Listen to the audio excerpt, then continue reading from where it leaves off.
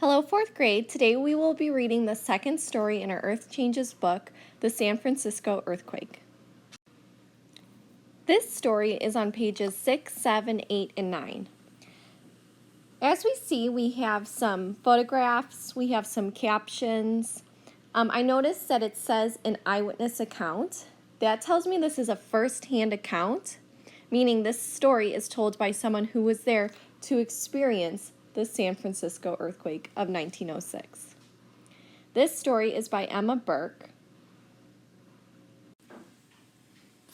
At 5:12 a.m. on April 18, 1906, residents of San Francisco, California, were jolted out of their beds by the first shock of a violent earthquake.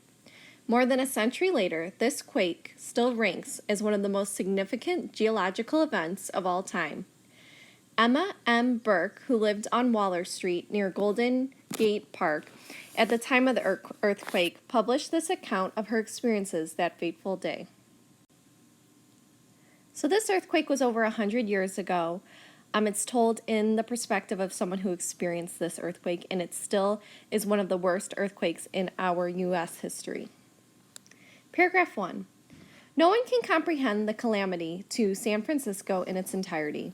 The individual experience can probably give the general public the clearest idea.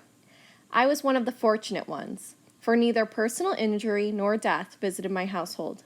But what I saw and felt, I will try to give to you. So here's Sacramento Street in San Francisco during the 1906 earthquake. So you can see, houses were torn apart. We can see the rubble. You can see the cloud of smog from the buildings coming down. The author did mention that she did not die. No one in her family died or was hurt, but she experienced everything, and she felt as though she was a lucky one. So that makes me infer that a lot of people were hurt or died in this natural disaster. Paragraph 2. It was 5:13 a.m., and my husband had arisen and lit the gas stove and put the water on to heat. He had closed our bedroom door so that I might enjoy one more nap. We were in a fourth-story apartment flat said to be built with unusual care. 12 flats, so constructed, occupied a corner 1 block from Golden Gate Park. All our rooms, 6 in number, opened into a square reception hall from which the stairs descended. The shock came and hurled my bed against the opposite wall. I sprang up and, holding firmly to the footboard, managed to keep my feet to the door. The shock was constantly growing heavier. Rumbles, crackling noises, and falling objects already commenced in the din. The door refused to open. The earthquake had wedged it in the door frame. My husband was pushing on the opposite side, and I pulled with all my strength, when a twist of the building released it, and the door sprang open.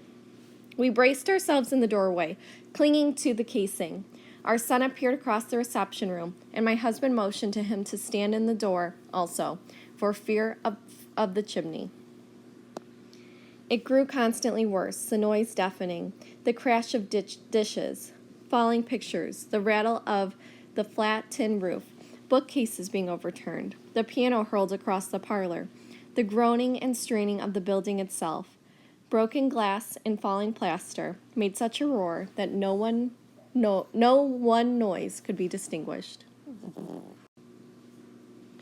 We never knew when the chimney came tearing through. We never knew when a great marine picture weighing 125 pounds crashed down, not 8 feet away from us. We were frequently shaken loose from our hold on the door and only kept our feet by mutual help and our utmost efforts. The floor moved like short, choppy waves of the sea, crisscrossed by a tide as mighty as themselves. The ceiling responded to all the angles of the floor. I never expected to come out alive. I looked across the reception room at the white face of our son and thought to see the floors give way to him momentarily, meaning the floors breaking through and him falling through the floors. How a building could stand such motion and keep its frame intact is still a mystery to me. Stand in front of your clock and count off 48 seconds, and imagine this scene to have continued for that length of time, and you can get some idea of what one could suffer during that period. So all of this happened within 48 seconds, fourth graders. It doesn't sound like a lot, but she was saying it was like slow motion, watching her whole world come tumbling down. My husband told me to dress quickly and get down our tortuous stairs to the street. I rushed to the window and saw my neighbor of the lower flat standing in the middle of the street in her nightclothes, clasping a little babe in her arms. I called to her and asked if I should fling out some bed clothing to wrap them in. She said her husband had gone into the house to get their clothes. The street was black with people, or rather white, for they were mostly in the street undressed, in their nightgowns. Then I turned to dress myself. What a change in values. I had no thought for the dress I had cherished the day before. I was merely considering what was the warmest and most substantial. A coarse wool skirt, a long coat lined with white silk and highly decorated with trimming. Did I choose the latter because it was pretty? No, indeed, but because it was warm and long. My diamonds and money were thrust into a hand satchel, and we hastily made our way to the street. After a half hour, we came up to our flat to take the inventory of the situation. I walked over the remains of my choicest china, porcelain, and cut glass without feeling of regret or a sigh or a tear. Everything seemed so insignificant or not important, and the world so far away. That is the world we had lived in. All estimates of value were annihilated. Human life seemed the only thing worth consideration. So she's looking at all of her things she used to adore, all of her material belongings, and she's realizing none of that is important. She's just happy to be alive. And the photographs down here. The 1906 earthquake and the fire that followed caused major devastation throughout San Francisco. More than 80% of the city was destroyed. So that means for like every 10 houses, 8 of them were destroyed. This happened in our history. It's shocking. It's interesting comparing our first text we read this week, which was more informational, just explaining how earthquakes happen. And this text explains the firsthand account of experiencing an earthquake. So we will look more into comparing the two a little bit next week. Thank you, 4th grade.